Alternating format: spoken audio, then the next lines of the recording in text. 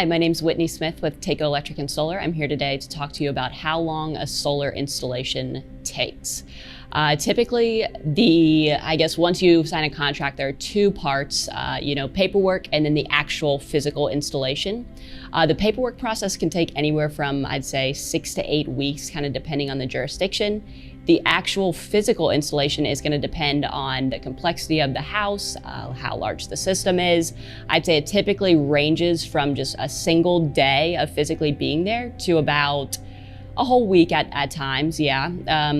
After the installation, the next step is going to be an inspection through the county. We try and do that within 72 hours of the installation.